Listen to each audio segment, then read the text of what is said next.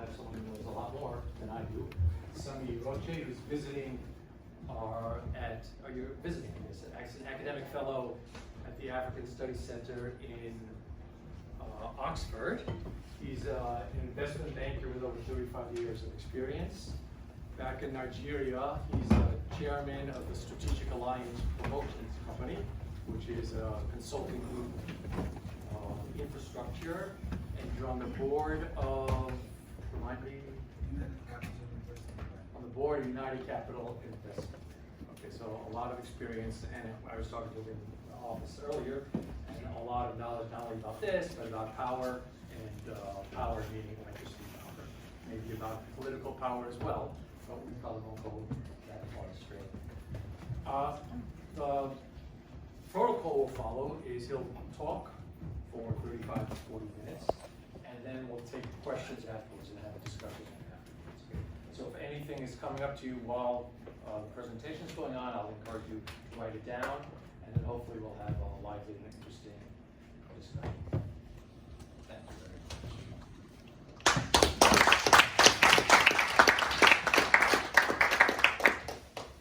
I will also take it. Thank you very much, Jinbei, for your kind and eloquent introduction. When I had to speak with graduate students in Oxford Energy Society, I told them clearly that this is where engineering meets finance. So today, we're going to discuss petroleum meeting finance. And the key of my talk today is on the oil subsidy in Nigeria, the recent removal of oil subsidy by the new president of Nigeria, on his inaugural speech on May 29th of this year. He removed oil subsidy that have been in Nigeria since 1977. Economists and finance people do not like subsidy in any form, because subsidy removes from something else. There's an opportunity cost when you subsidize anything. Something has to pay for it. Someone has to pay for it. Nigeria generally is 210 million people, the largest economy in Africa by GDP, followed by South Africa. Nigeria GDP is about 510 billion US dollars, while South Africa is about 480 billion. But in terms of GDP per capita, South Africa is a more advanced economy. See, the federal government of Nigeria spends about 1.3 billion US dollars every month subsidizing gasoline. Nigeria has 4 refineries, all moribund. None is working. April of this year, a Nigerian, the richest African, the richest black man in the world, by name Alhaji Aliko Dangote, built the largest refinery in the world at a cost of 19 billion US dollars, with a capacity of 650,000 liters of gasoline daily.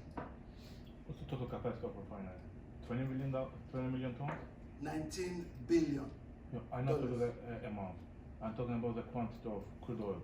650,000 liters a day. Okay.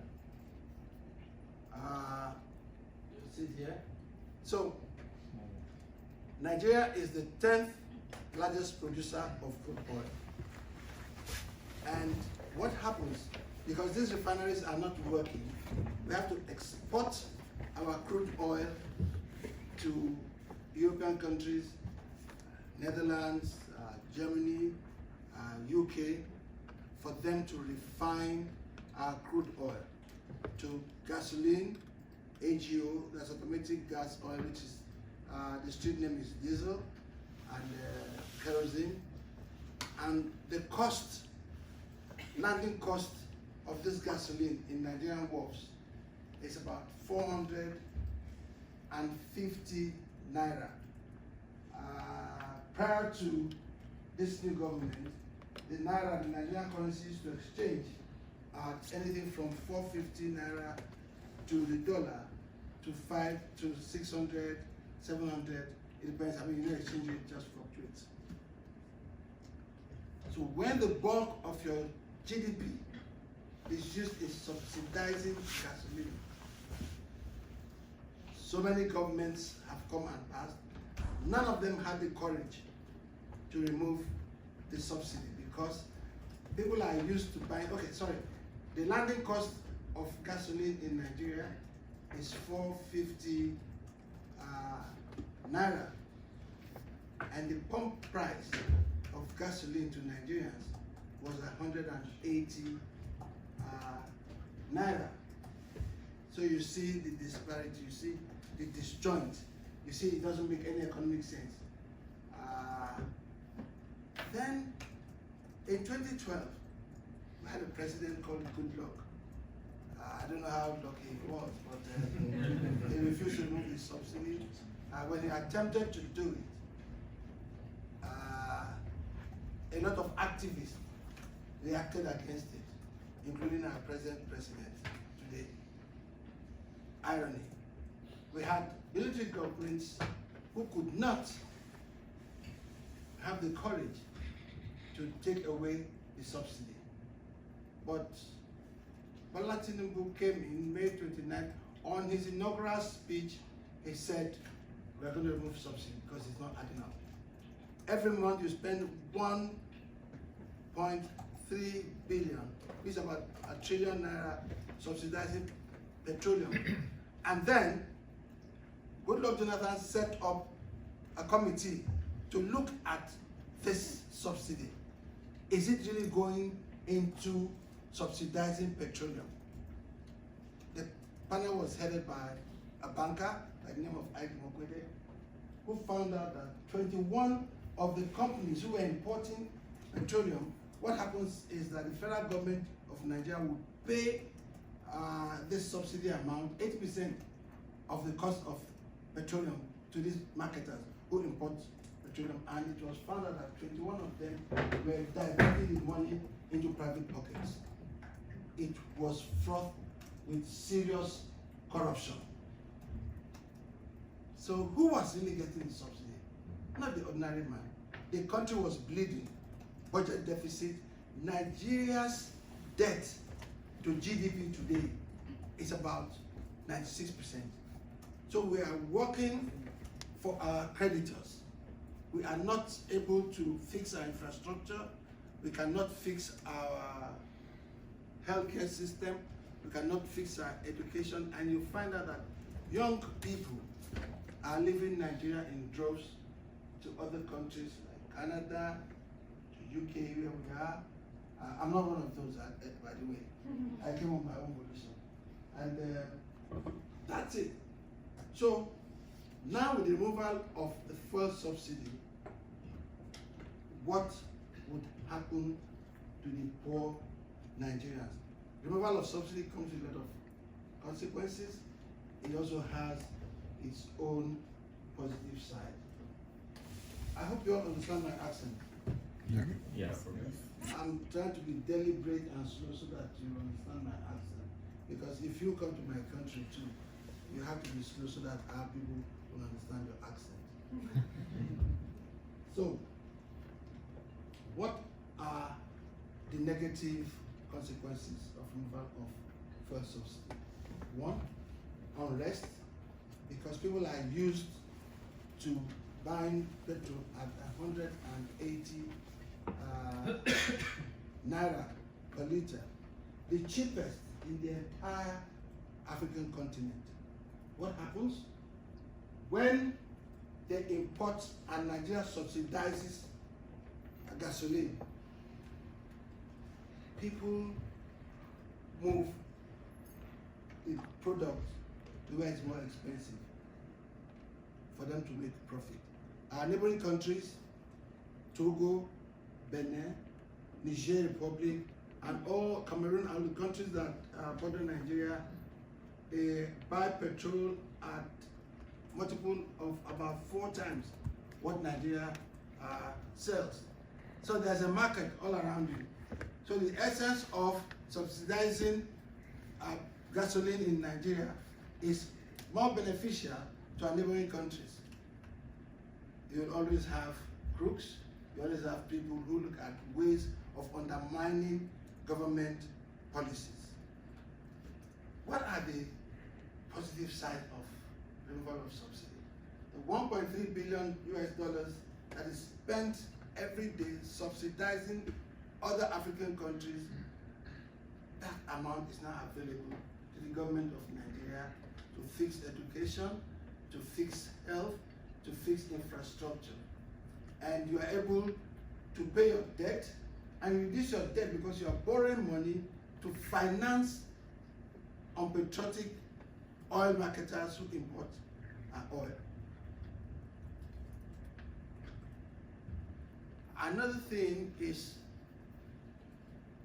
you have an enabling environment for people who are coming from all over the world to invest in your country in the oil and gas sector. Nigeria is the 6th or 10th supplier of gas, of crude oil to the US, and I think about the 6th to the UK. These figures keep changing because other players come in. People discover oil. Angola has discovered oil, Cote d'Ivoire, Senegal, other African countries are discovering oil wells and also competing with Nigeria. Well, you'll expect Nigeria with 4 refineries, if they were working, to be able to be number 1. Right now, it's between Nigeria and Angola. And you ask yourself, why are the refineries not working? Simple reason is corruption. Because there is a mafia that wants this 1.3 billion every month.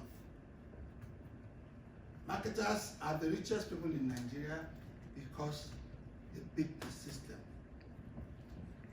So President Tinubu came and said, no, enough is enough. His inaugural speech, no more subsidy. And it will take time. It will take anywhere from a year to 2 years before you can feel the positive impact of the adjusted lifestyle. What can we do as a country to ameliorate the technology has failed, to ameliorate the situation?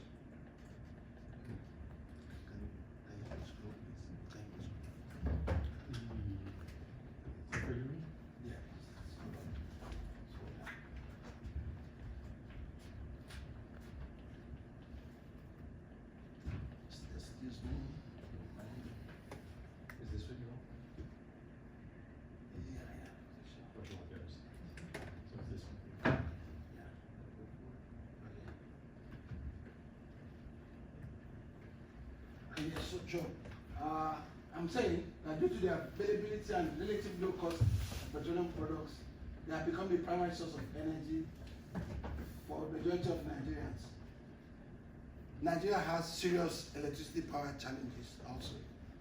So almost every home and every business has a backup. I'm sure a lot of you probably don't know about the existence of generators. To privately power your homes and your business. At times you stay for weeks without power. When my kids were growing up, you know, kids, they don't understand. Like, Dad, please put on the generator. They'll come at work, Dad, it's hot, we need air conditioners to be on. And my kids all knew all the various parts of generators. They know when the fan belt has cut, they know when it's overheating, and their friends are probably like, when they're talking about what's generator? What are you talking about? And so people grow up living in a different world.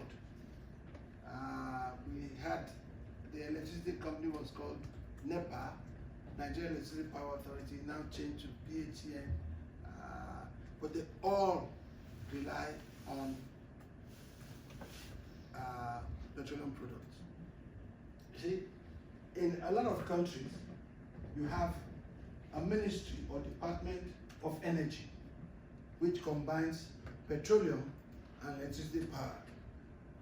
In other countries, you have a ministry or department of electricity power, standalone, from the ministry or department of petroleum. But they are all intertwined because you need petroleum products to power your generation of electricity. Electricity is powered by either hydroelectric, that is waterfalls, or thermal electricity, which is gas, petroleum. So there is a lot of demand pressure on it. So Nigeria, because we are exporting our gas and electricity, there is shortage to power electricity. So at a country of about 210 million people,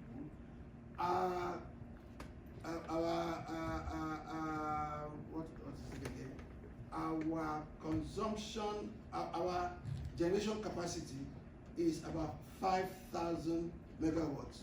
At best, 6,000 megawatts for a population of 210 million people.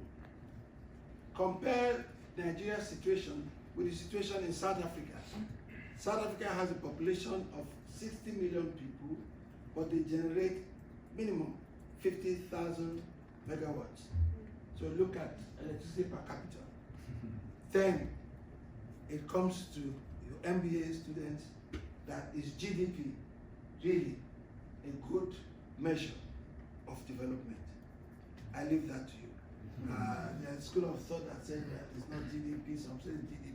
But when you use Nigeria and South Africa, in terms of medical advancement, in terms of infrastructure, in terms of education, in terms of feel-good index, South Africa is way ahead. Because my research at Oxford now is the African Titans, the economic relations between Nigeria and South Africa. I've been involved in the development of Nigeria and South Africa because I was involved in what they call CODESA 2. CODESA stands for Convention for Democratic South Africa, which took place in May 1992.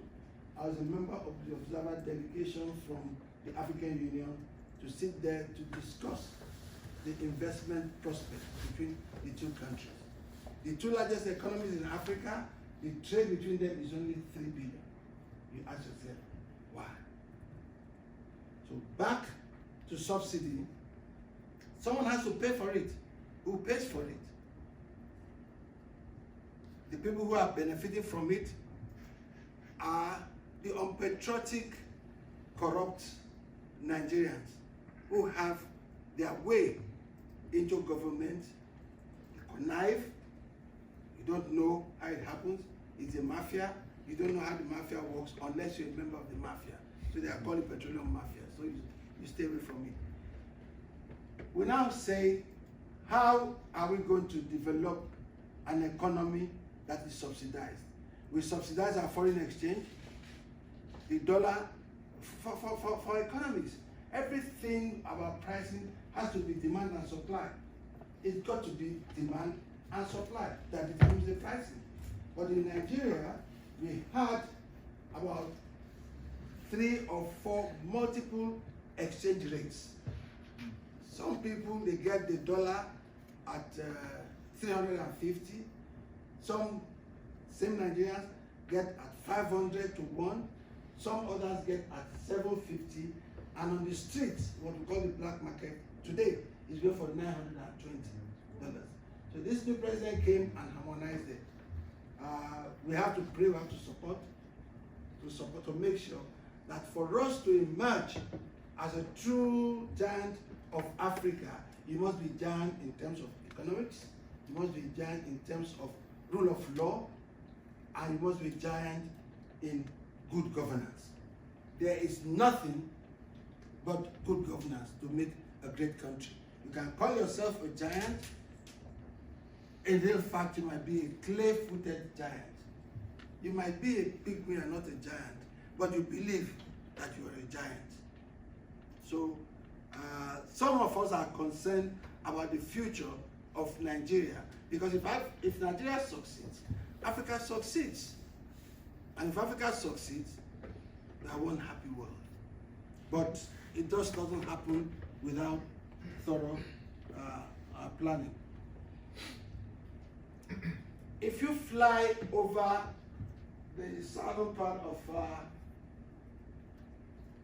of Nigeria, called the Niger Delta, that is where most of the oil wells are. The Niger Delta, southern part of Nigeria, that's where most of the oil reserves are. If you fly in the evening, you see pockets of flames. It's called gas flaring, because there's what they call associated gas when you're drilling for crude oil. Gas and crude oil are like hand and glove. You get gas, and it's cheaper to just flare, let it go, rather than containing it. Although we have a separate company in Nigeria called Liquefied Natural Gas that supplies gas to Europe and the US. That's a different ballgame. But for those who have gotten license to exploit oil, their business is oil. They are not interested in gas. So they flare it. You cannot keep it in the ground. If not, there will be a huge explosion that will cause hazard in the neighborhood. But when you flare gas, 24/7, 365 days, people cannot sleep. There is no night. It's all day, because it lights up the whole place in perpetuity. It destroys their vegetation. It destroys predominantly fishermen. They fish. There's water pollution. Then you ask yourself, can't there be a law that will force the big companies, the Shell, Petroleum, Texaco, ExxonMobil, to try and gasify the oil wells, so that we can also get additional income from gas? And that is what I think President Tinubu should start working on. You can't waste gas, because gas is also as precious as crude oil. So that's, am I clear? I hope we're all following. Good. So, but now you say, what about climate change, net zero, when you're flaring gas? Some school of thought says Africa has more serious problems than climate change. Who are those really responsible for damaging the ozone layer? Industrialized world, because when you look at it, China's production is about 50 million barrels a day. The US is close to 40 million barrels a day.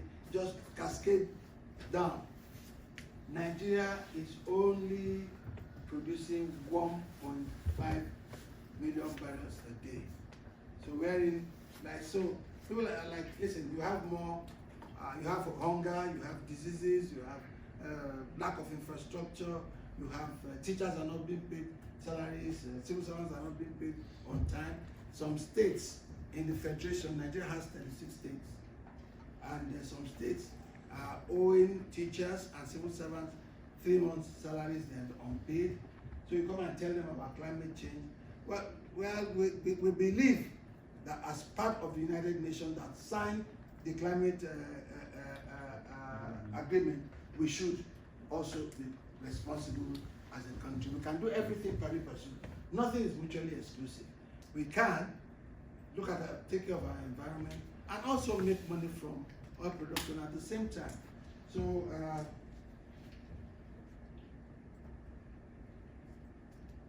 these are some other African countries that still subsidize oil. Nigeria has gone out of that now. Egypt still subsidizes, Angola, Sudan, and the rest of them.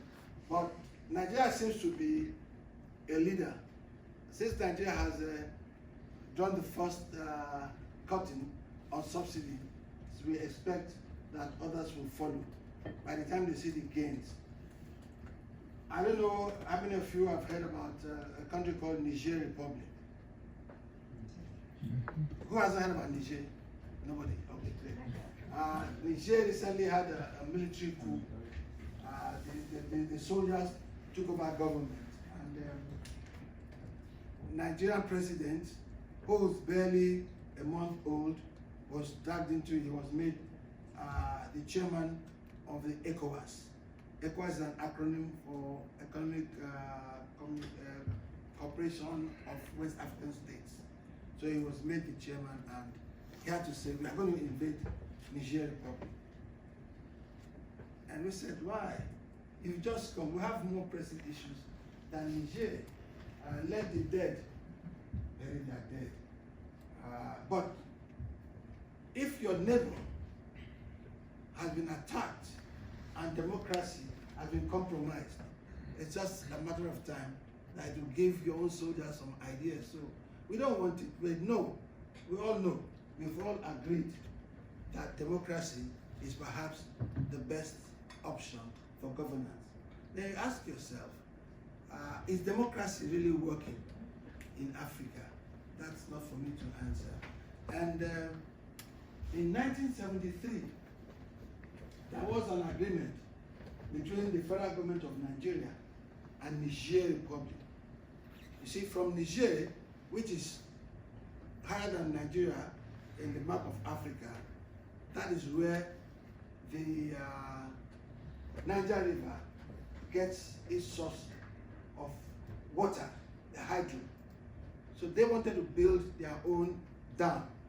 And Nigeria said, no, listen, if you construct a dam on top of our country, it will reduce the level of water flow for us.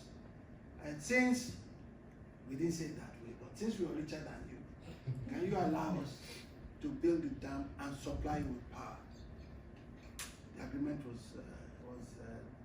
signed, and I was executive director of finance of the power company in Nigeria. Though not a civil servant, I was appointed politically by the president. And the first question is, why Niger, Togo, and Republic of Benin, and Ghana, electricity, when we don't have enough for Nigeria? Then I found out that there was an existing agreement. So the chairman of ECOWAS, the Nigerian president, said, you military guys should leave power and restate the president that you overthrew. And they said they would not. So I tried to write a lot. You see some of my articles online. And I said, President, why don't you just stop supplying them with power, inconvenience them, let their people rise against them. Don't get Nigerian soldiers to go and attack him. Just give them a blackout. And it's been done, and they are complaining, and it's up to them to do what they have to do. It's not for us as Nigeria to go and attack when we have our own serious problems. So now, why are we discussing subsidy in an MBA class? I used to negotiate on behalf of Nigeria with the World Bank, the IPRD, to finance our power. And I met a couple of ministers, ex-ministers, who are relationship managers in the World Bank. And they get so excited when they see someone from finance who understands power, who understands that power should not be subsidized. Power should be sold at what we call a cost-reflective tariff. So some of you one day might find yourselves as ministers in your country, and by the time you are done with the political office, you might end up in the World Bank, or in the Asian Development Bank, or African Development Bank, or wherever block you belong to. So it's always good also to diversify your knowledge. MBA is opens up your mind. I did my MBA in 1986, 86 to 1988, and I haven't looked back since then.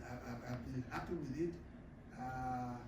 In our days in Chicago, we had medical students who did MBA in hospital management. Any such person here? Any medical doctor? Any pilots? Engineers?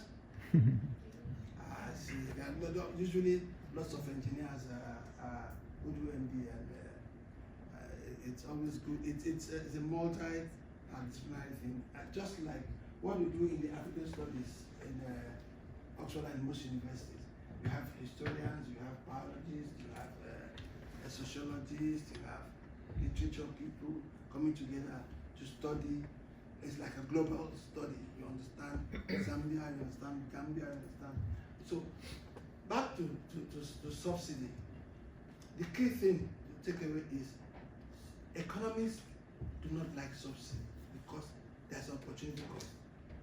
What's that opportunity cost? For us in Africa, it is infrastructure, and I think it's applicable to any other case. It's health, it's social welfare. Instead, we are subsidizing the lifestyle of people who have cars. So let government go and fix the road transportation. Let us have electric buses. Let us have hybrid buses. Let us have light rails. Let us have rail system. Nigeria is surrounded by water. There are no water-going vessels.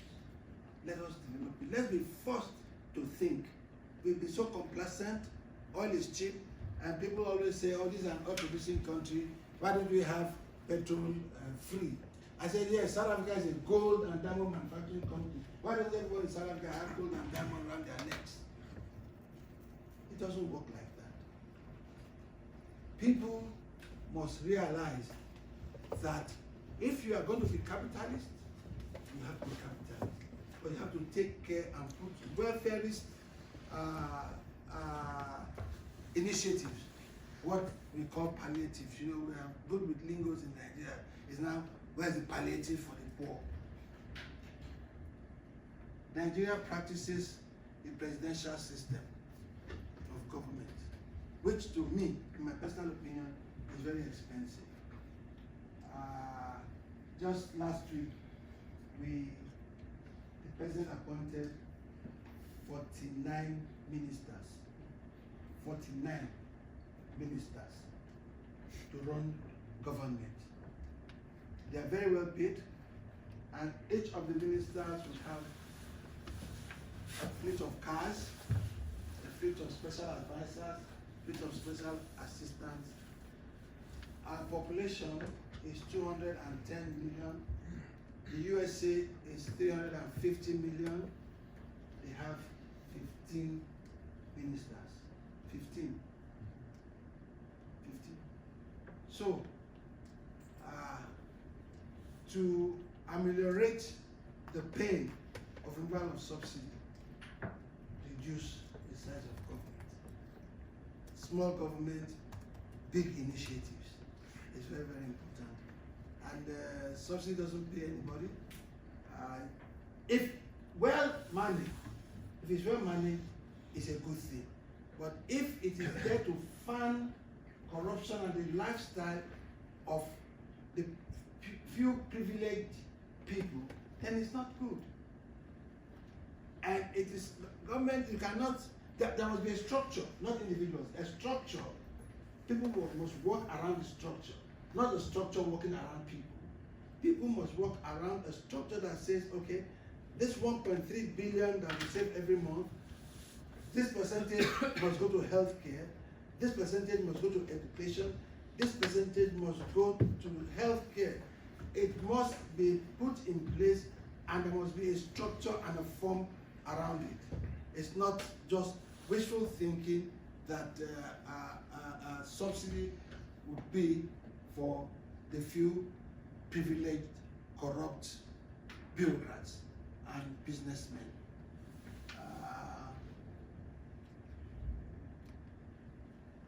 Countries have moved subsidy, Egypt, Morocco. Well, I've talked briefly about consequences of removal of energy subsidies in Nigeria. Removal of energy subsidies by the Nigerian government can have a consequence, both positive and negative. Here are some of the positives. Increased government revenue. Energy subsidies are a significant drain on government finances. Removing these subsidies can lead to increased revenue for the government, which can be used for other developmental purposes such as infrastructure, education. Reduction in budget deficit. Because we do not have enough resources, because these resources have gone to subsidy, then there's a deficit in the budget. The government comes with a budget, we'll do this, we'll do that, but not cashed back. It's not backed by any finance, it's just budget.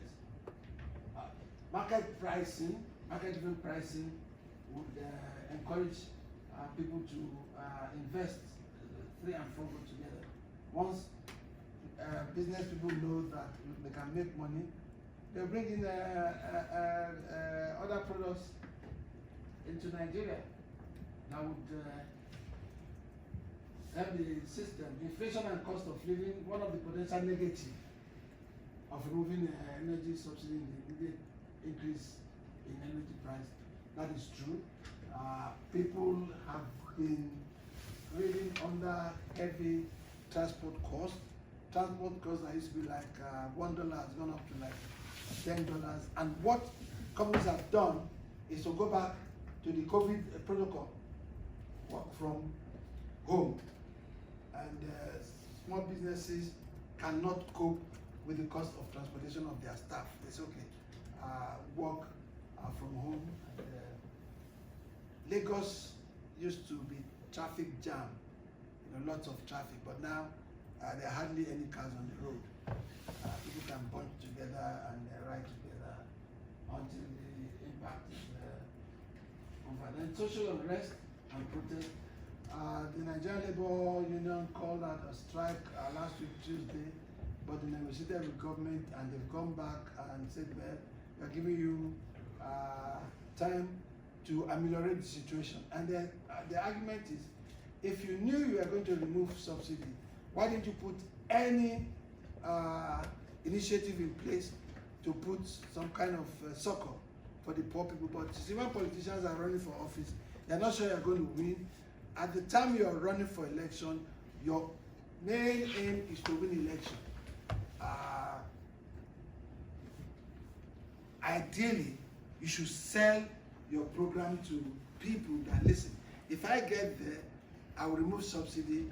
But if I remove subsidy, these are things I'm going to do. There's what we call compressed natural gas, CNG. Gas is much cheaper in Nigeria, it's available. So we should start converting those petrol cars to CNG, compressed natural gas, which some engineers are able to do in Nigeria. The impact of vulnerable people, shift towards renewable energy. Yes, instead of using petroleum or diesel, you can use renewable energy just as solar powered and things like that. It's important to note